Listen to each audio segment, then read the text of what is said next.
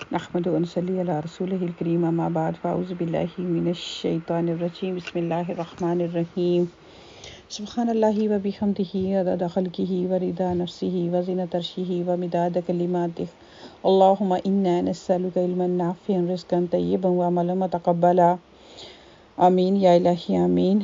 السلام علیکم ورحمۃ اللہ وبرکاتہ۔ امید کرتی ہوں کہ آپ سب خیریت سے ہوں گے۔ تو جیسے کہ آپ جانتے ہیں ہم بک پڑھ رہے ہیں اسلامک تعارف، انشاءاللہ اس کو کنٹینیو کرتے ہیں۔ جو آج کا جو ہمارا ٹاپک ہے وہ ہے اللہ سبحانہ تعالیٰ کے چنے ہوئے بندے، مخلص بندے۔ تو شروع کرتے ہیں۔ قرآن کریم کی سورہ نمبر 15 میں اللہ سبحانہ و تعالیٰ فرماتے ہیں کہ جو انسان اول کی تخلیق کے وقت، یعنی کہ جب انسان کو پیدا کیا گیا، اللہ اور ابلیس کے درمیان ہوا تھا، ابلیس پہلے دن ہی سے انسان کا دشمن بن گیا۔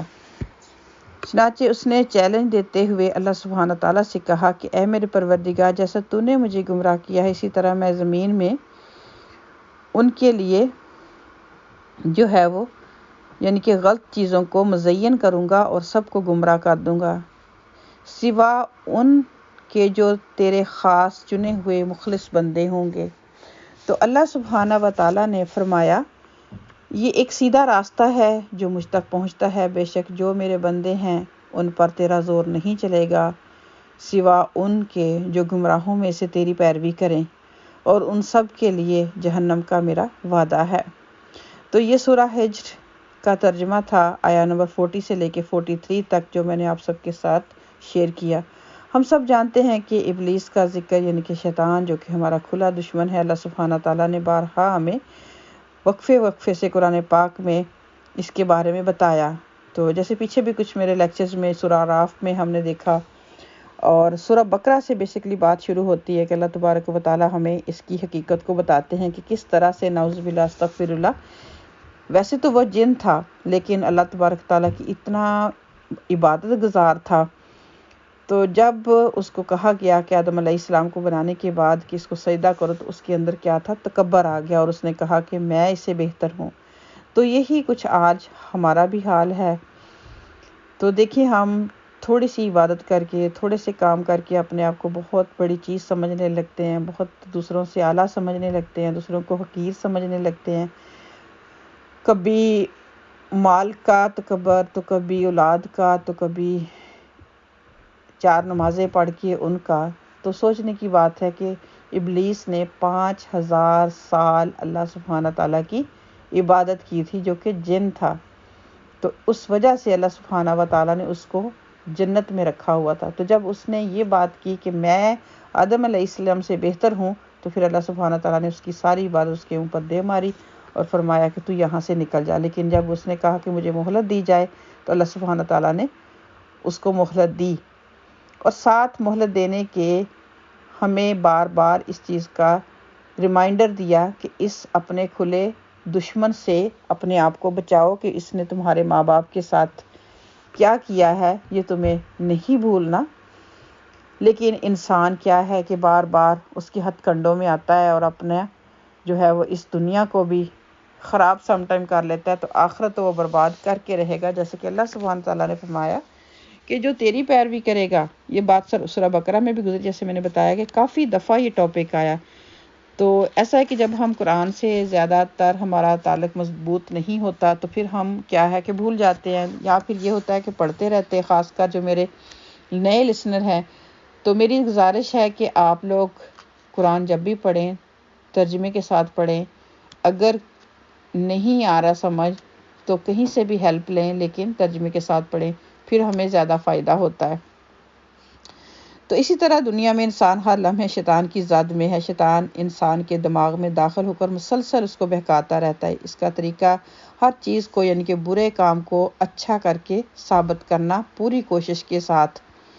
یہ بے حد مشکل امتحان ہے۔ ابلیس کے اس فتنے سے صرف وہ لوگ ہی بچیں گے جو اللہ سبحانہ تعالیٰ کے مخلص بندے ہوں گے، یعنی وہ چنے ہوئے لوگ جو اللہ کی مدد سے اپنی فکری سطح کو اتنا زیادہ ترقی یافتہ بنا لیں کہ وہ ابلیس کی مزین کردہ چیزوں کا توڑ لگا سکیں۔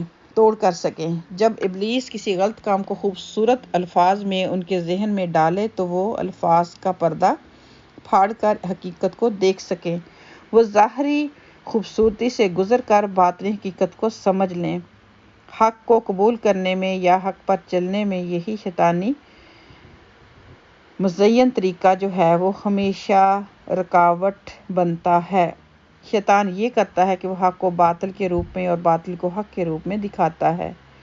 وہ ایسی خوشنما تعویلات انسان کے ذہن میں ڈالتا ہے کہ وہ سچائی کی روش پر شبہ کرنے لگے اور جو روش غلط ہے اس کو درست مان لے۔ شیطان کو اس قسم کی جو ہے وہ اس کے ہتھ کنڈے جو ہیں اس سے بچنا بہت مشکل کر دیتا ہے۔ ذہنی بیداری کے بغیر ممکن نہیں ہے کہ انسان اس کے ہتھ کنڈوں سے بچ سکے۔ جو لوگ اللہ سبحانہ تعالیٰ کی مدد سے اپنے آپ کو اس طرح باشعور بنا لیں کہ وہ گویا اللہ سبحانہ تعالیٰ کے خاص بندے ہیں، اور ایسے ہی لوگ اپنے آپ کو شیطان کے بہکاووں سے محفوظ رکھنے میں کامیاب ہوں گے انشاءاللہ۔ اللہم تجعلنا من، اللہ ہمیں ان لوگوں میں شامل کرنا جو کہ اللہ کے خالص بندے ہوں اور شیطان کے وسوسوں سے، شیطان کے ہتھ کنڈوں سے ہمیں محفوظ فرما، آمین۔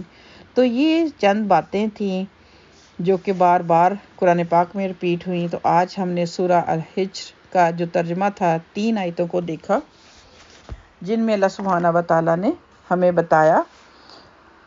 تو ہمیں کوشش کرنی چاہیے کہ جب بھی کوئی، اگر دیکھا جائے تو ہمارے اندر بھی اللہ سبحانہ تعالیٰ نے ہر انسان کے اندر میزان رکھا ہے، لیکن کیا ہوتا ہے اندر کی آواز کو جب انسان دبانے لگتا ہے، خواہشات کے پیچھے بھاگنے لگتا ہے، تو پھر کیا ہوتا ہے، ایک دن ایسا آتا ہے کہ وہ پھر آہستہ آہستہ شیطان کے ہاتھوں چڑھ جاتا ہے، اور پھر جو شیطان کہتا ہے، جو شیطان اس سے کروانا چاہتا ہے تو وہ کرتا جاتا ہے۔